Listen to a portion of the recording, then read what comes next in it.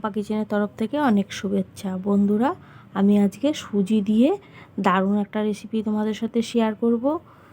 দেখো বন্ধুরা, আমি এখানে 1 বাটি সুজি নিয়েছি আর 200 গ্রাম সুজিতে 1 বাটি হয়েছে। তাহলে তোমরা সম্পূর্ণ রেসিপিটা দেখতে থাকো, না দেখলে কিন্তু বিশ্বাসই করতে পারবে না যে সুজি দিয়ে এত ভালো রেসিপি হয়। তাহলে তোমরা সম্পূর্ণ রেসিপিটা দেখতে থাকো। দেখো বন্ধুরা, এদিকে আমি গ্যাস জ্বালিয়ে কড়াই বসিয়ে দিয়েছি আর কড়াইয়ের মধ্যে দিয়ে দেবো 1 চামচ ঘি।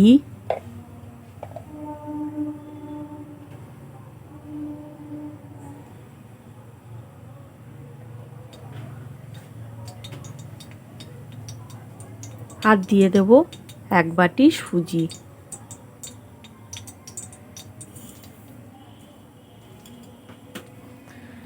গ্যাস কমিয়ে একদম হালকা হিটে আমি 1 থেকে 1.5 মিনিট সুজিটা হালকা করে একদম ভেজে নেব।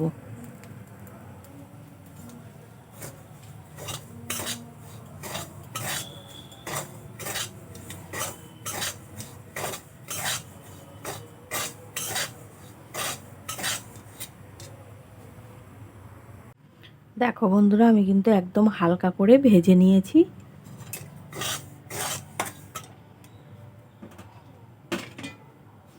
আর আমি সুজির মধ্যে দিয়ে দেব স্বাদ মতো লবণ।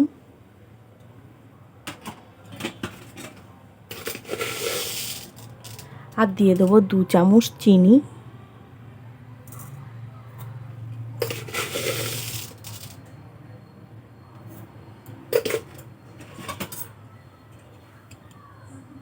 সুজির সাথে চিনি আর লবণ ভালো করে মিশিয়ে নেব।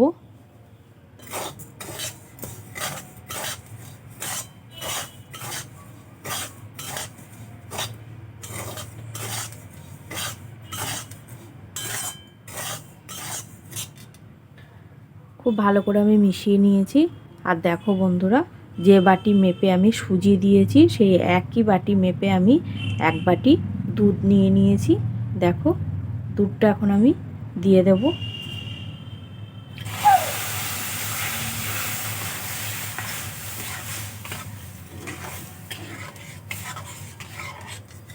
এভাবে নাড়াচাড়া করে একটা ডো তৈরি করে নেব।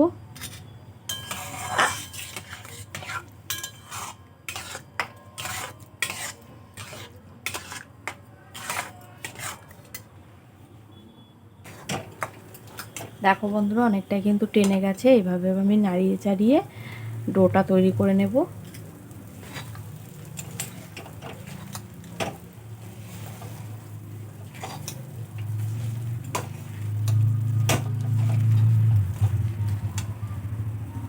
দেখো বন্ধুরা, এইভাবে করে আমি ডো তৈরি করে নিয়েছি।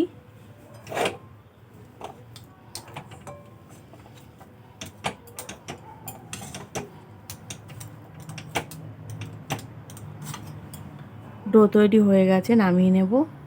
দেখো বন্ধুরা, সুজির ডোটা কিন্তু আমি নামিয়ে নিয়েছি। দেখো কতটা নরম করে নামিয়ে নিয়েছি। হালকা গরম থাকতে থাকতে কিন্তু মাখিয়ে নিতে হবে।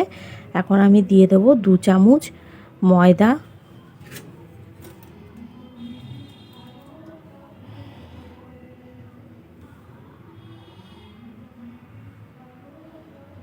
আর দিয়ে দেবো 2 চামচ গুঁড়ো দুধ।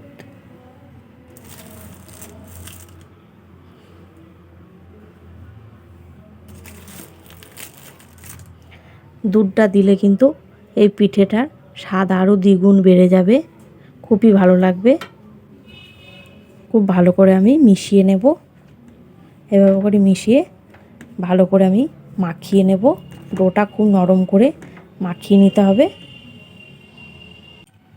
এভাবে করে আমি খুব ভালো করে মাখিয়ে নেব। একদম নরম করে মাখিয়ে নিতে হবে। দুধ আর ময়দা সুজির সাথে খুব ভালো করে মিশিয়ে নেব।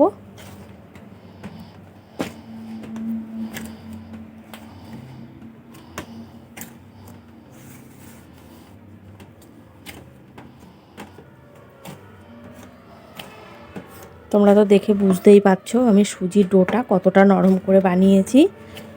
দেখো বন্ধুরা, এভাবে করে বানিয়ে নিতে হবে। খুব ভালো করে আমি মাখিয়ে নেব। দেখো বন্ধুরা, আমার মাখানো হয়ে গেছে। আমি খুব ভালো করে মাখিয়ে নিয়েছি, একদম নরম করে। দেখো, এভাবে করে মাখিয়ে নিতে হবে। আমি এখন এই সুজির ডো থেকে লেচি কেটে নেব, এভাবে করে লম্বা করে নেব। একই সাইজের লেচিগুলো কেটে নেব, এই যে এভাবে করে।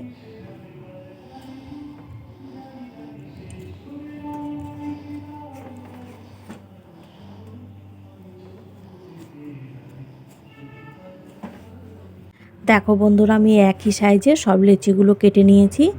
এই যে এক বাটি সুজি দিয়ে কতগুলো হয়েছে দেখো বন্ধুরা। এখন আমি একটা চাকি নিয়ে নেব, থালাটা সাইড করে রাখবো। এখান থেকে আমি একটা লেচি নিয়ে নেব, একটা নিয়ে নিয়েছি। দেখো, এভাবে করে গোল করে নেব প্রথমে, তারপরে লম্বা করে নেব। এইভাবে লম্বা করে নিতে হবে।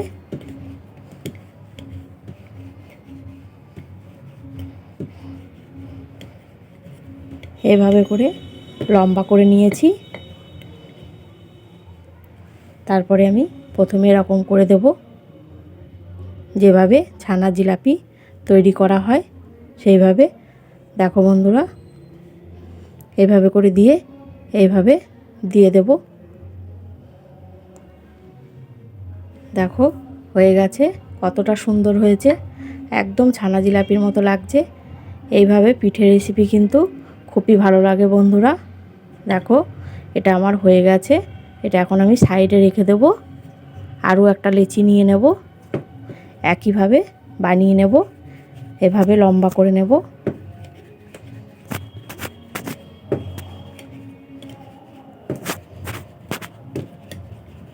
এভাবে লম্বা করে নিতে হবে। একদম সহজ বন্ধুরা, একবার দেখলেই কিন্তু বানিয়ে ফেলা যাবে। তাই বলছি, আমার রেসিপিগুলো এইভাবে দেখো আর খুব তাড়াতাড়ি বানিয়ে ফেলো। দেখো বন্ধুরা, আমি আবারও লম্বা করে নিয়েছি, আবারও এইভাবে লাগিয়ে দেব। এইভাবে ঘুরিয়ে এভাবে আটকিয়ে দেব। আটকিয়ে একটু ভালো করে দিতে হবে, যাতে ভাজার সময় ভেঙে না যায়। দেখো বন্ধুরা, এটাও কিন্তু হয়ে গেছে। আমি এইভাবে সব পিঠেগুলোই বানিয়ে নেব। আর তোমরা সম্পূর্ণ রেসিপিটা দেখতে থাকো, সব বন্ধুদের সাথে শেয়ার করো, আর একটা সাবস্ক্রাইব করে আমার পাশে থাকো। এইভাবে আমি আবারও লম্বা করে নিয়ে সব পিঠেগুলোই আমি বানিয়ে নেব। বানিয়ে তারপরে আবার ফিরে আসছি। দেখো বন্ধুরা, আমার কিন্তু সব পিঠেগুলোই বানানো হয়ে গেছে। আমি কতটা সুন্দর করে সব পিঠেগুলো আমি বানিয়ে নিয়েছি। দেখো, এক বাটি সুজি দিয়ে আমার কতগুলো পিঠে তৈরি করা হয়ে গেছে। এখন আমি এই পিঠেগুলো ভেজে নেব। দেখো বন্ধুরা, আমি গ্যাসে তেল গরম করতে বসিয়ে দিয়েছি। তেল কিন্তু গরম হয়ে গেছে, আর তেল খুব ভালো করে গরম করে নিতে হবে। এখন আমি পিঠেগুলো তেলের মধ্যে দিয়ে দেব।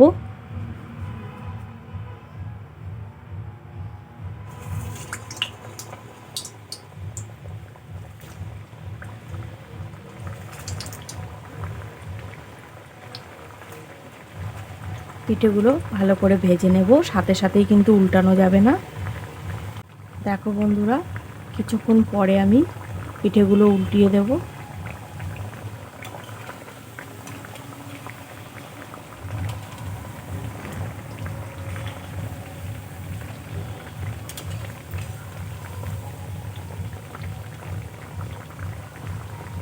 সাথে সাথে উল্টালে কিন্তু ভেঙে যাবে, সেই জন্য কিছুক্ষণ পরে উল্টিয়ে দিতে হবে। এই সাইডটাও আমি ভালো করে ভেজে নেব। দেখো বন্ধুরা, পিঠেগুলো কতটা সুন্দর আমি লাল করে ভেজে নিয়েছি। দেখতে দেখো কতটা সুন্দর হয়েছে, কালারটা দেখো কতটা ভালো লাগছে দেখতে। পিঠেগুলো কিন্তু ভাজা হয়ে গেছে, আমি এখন তুলে নেব।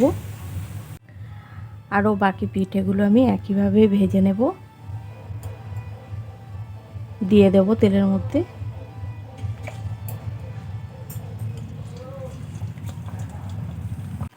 দেখো বন্ধুরা, এই পিঠেগুলো কিন্তু আমার ভাজা হয়ে গেছে।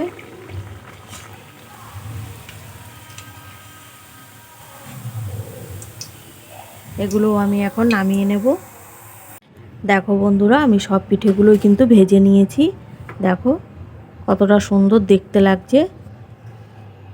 দেখো, দেখে কিন্তু মনেই হবে না এগুলো সুজির পিঠে।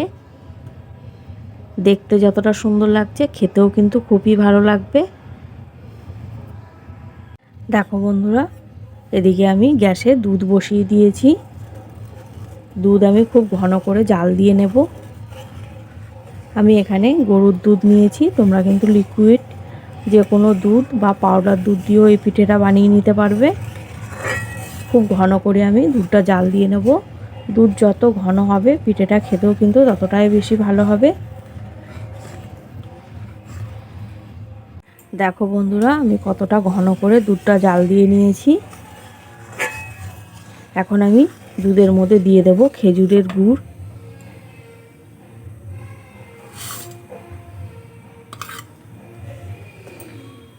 গুড় আর দুধ মিশিয়ে আরও কিছুক্ষণ আমি জাল করে নেব।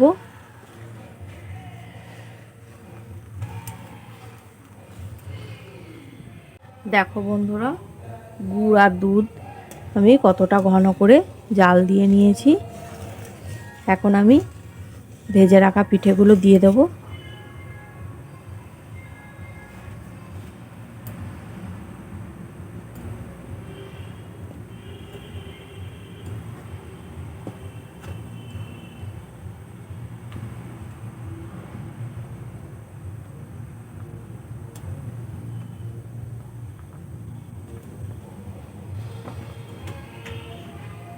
পিঠেগুলো দিয়েও আমি কিছুক্ষণ জাল করে নেব।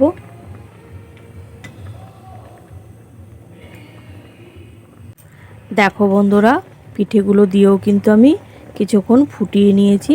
আর পিঠেগুলো কতটা ফুলেছে দেখো, কতটা সুন্দর দেখতে হয়েছে। পিঠেগুলো কিন্তু একদম রেডি হয়ে গেছে। এখন আমি নামিয়ে নেব।